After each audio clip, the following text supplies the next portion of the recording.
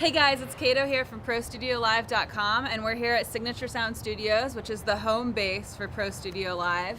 And today I was invited to track drums for a band called Brief Lives. So we figured we'd just show you the setup and see what you think. So let's go.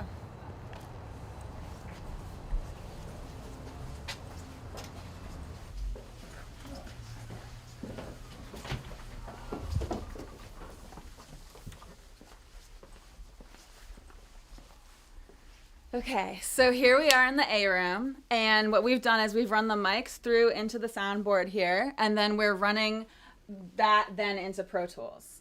And so basically everything is pretty simple. We have a little bit of EQ that I'll show you in a minute, but we do have a couple things that have compression on them right now. So we have the kit crotch mic, and what we're doing here is we're running it through the inserts here on the board, and it's going out to the distressor here, and we're really crunching it to get like a grittiness to it. So you'll see that in a minute when we get going and start tracking.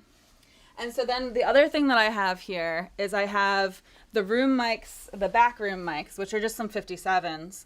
And what I'm doing here is I'm running that out to the 1176s here. So we're doing this with the button all in method. And you'll see that going when we get started. So I'm just going to go through the different mics that we have set up so you can get an overview of what we're doing. So we have the kick out, which is a sub kick, and we have a good amount of EQ on this. So up here we have the EQ. You'll see we cut everything above 125.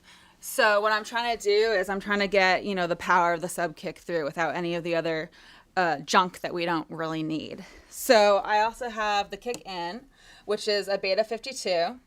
And again, I have some EQ on that, but that's it. So I'm just lifting some of the highs, doing a little bit of EQ, nothing drastic. And then what I have here is I have the snare top and the snare bottom. And I have a little bit of EQ on the snare top, but nothing on the snare bottom. So it's pretty simple again. And then we have the hi-hat here with no EQ. This one's kind of interesting though, because what we have here is an SM7. So that's kind of a little experiment that we're doing here. And the other thing about this is the snare top. We have this fader pulled down so much, and that's because this drummer is such a powerful drummer that you see here we have the pad on and we have the gain all the way down. But even with it like that, it was peaking. So we pulled it down a little bit, tried to get it to work out. So you'll hear it in a second, see how it sounds. And then what I have here is I have the toms.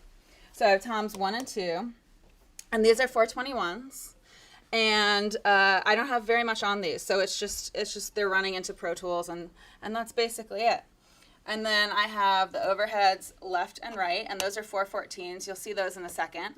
And I am EQing these a little bit. So if you look up here, I'm pulling down the 250 range, and that's to clear it up and make it sound a little bit less muddy, make it sound clean. And then I'm boosting the 16K range. So that's to give it a little bit of a shimmer and make it sound a little bit nicer. We like it that way. I told you guys about the kit crotch mic and the room mics, which we are compressing. And then we have the Coles, which is another room mic that we set up, but it's very close to the drum set. You'll see that in a second. And these are ribbon mics, so they're a lot of fun to use. And we aren't doing any EQ or anything with those. And then we have the far room mics, and I'll show you guys that in a second. But again, we're not doing any EQ on these at all. They're just running through into Pro Tools. And then we also have wall mics set up, and those are actually pointing at the wall, the far wall away from the drum set, and that's so that they'll get some of the backsplash of the sound that's hitting the wall and bouncing back towards the mic. And that's it. So what we're going to do next is we're going to go into the live room, and I'm going to show you guys the mics and how I have them set up. All right, guys, so here we are. We're in the live room of A, and we have the drums set up in the room here. This is where we tend to set up the drums, the spot within the actual room. And you'll notice, if you've seen other Pro Studio Live episodes, that we usually have a bunch of acoustic panels up in this room, but we've taken them all down. So if you notice, there's none up, and we can kind of pan around and see the spots on the wall where they're gone. So we've done that to get a very live sound in this room. And actually, you guys might even notice that through the microphone on the camera here, you can hear the liveness of the room, and we've done that on purpose. So that's basically the acoustics of the room, the overall changes that we made.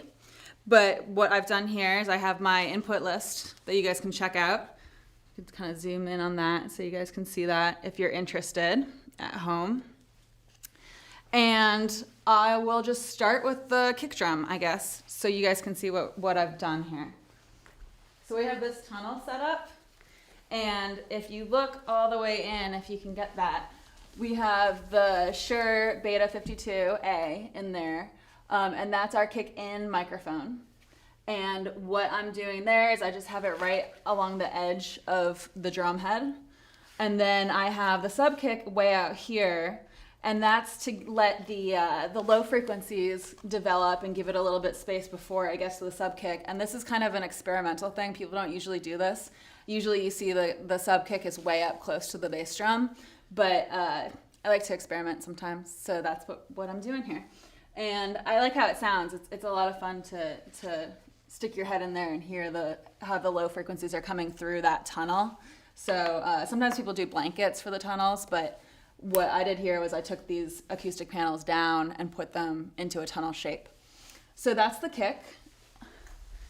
And I guess what I'll do, I'll show you guys next, is the snare. So the snare is pretty basic. People do this all the time. I just have 57s for the snare top and then the snare bottom. And if we can kind of zoom in, then you guys can see the positioning that I have there. And that's really basic, nothing groundbreaking there. Something that's kind of more unusual is I have the SM7 here on the hi-hat. And so you see that used a lot as a vocal mic, but I'm actually using it on the hi-hat today. And I like how it sounds, so did it. And then I also have here the 421s on the toms. Again, that's pretty standard.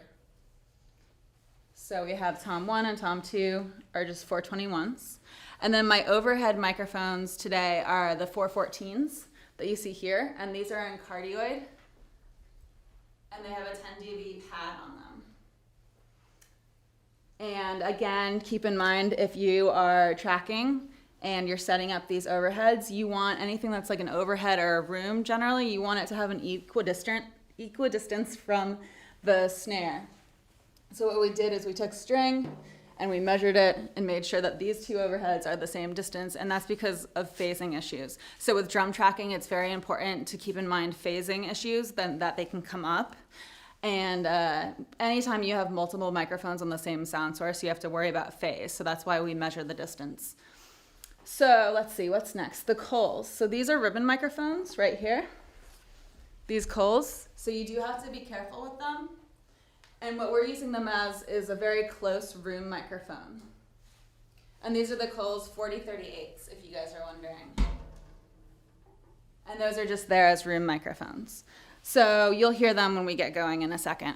And then we have a bunch of other room microphones. I kind of went overkill. And my philosophy is it's better to have something and not use it than to wish you had tracked it. So I set up a whole bunch of stuff for this, kind of having fun with it. So the other thing I have is I have these room mics, which I'm calling my back room mics. And these are just 57s. And they're pointing at the drums. They're getting the drums with a good amount of the room in to mix it in later. So let's see. I will show you next my other rooms. So what I have here is this microphone's made by Bach Audio, and it's the 251. And so it's actually a replica of the Telefunken 251. And I have this one up high here, and then I have another one on the other side of the room in a similar position. And I actually measured from the drum to here with a giant tape measure. I had to get some help. And so they are equidistant from the drum. And that was because we had an issue when we pulled it up, when we were setting up and doing sound check, it didn't sound quite right. So we went and measured it. And let's see, what about these microphones? The Bach microphones I have here, I have them set up so that they're close to this wall, this angled wall here. And that's to actually get some of the splash back from the wall, but they are pointing at the drums. So they're room microphones, getting a little bit of the wall backsplash, but not a complete wall backsplash, which is what I have these set up for. So these are the Shure 81s, and I just have them pointing at this flat part of the wall on purpose so that it gets more of the backsplash from the wall. When the sound hits the wall, it bounces back and it goes into these 81s. And let's see, what else? I think I didn't show you the crotch microphone yet, so I'm going to show you that really quickly, and then I believe I've showed you everything. So I have the crotch microphone, and this is just a Bayer dynamic mic. It's the M88N, I believe, C? Yeah. And that's the one that we're really crunching in the control room, so we're really getting the grittiness, really, it's kind of similar to parallel compression idea. So we have this mic here, it's getting a lot of the crunch, a lot of the grit. So those are all the microphones, so let's get started with the tracking. All right, y'all ready? Yeah. Awesome, cool. You're rocking it. All right, ready? Yeah.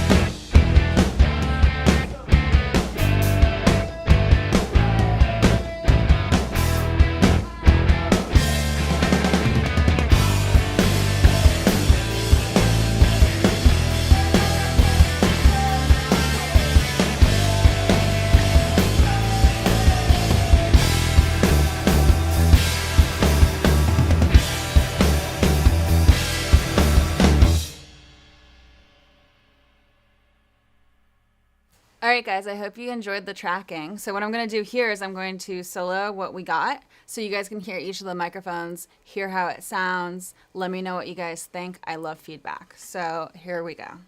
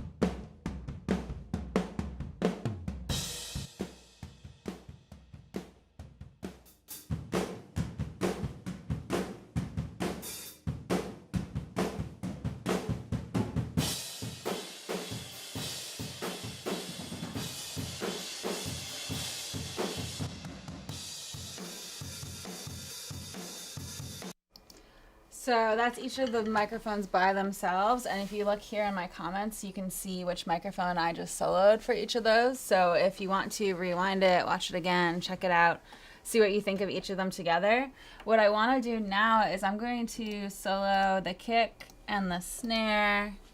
I'm going to let you hear them kind of in chunks. So I'm going to solo the crotch mic, the hi-hat here, and our toms, and I'm going to leave out the room mic so you can hear that, and then I'm going to add in the room mic so you can kind of see what effect those had, because we added a whole bunch of room mics, and I wanted you guys to hear it, so here we go.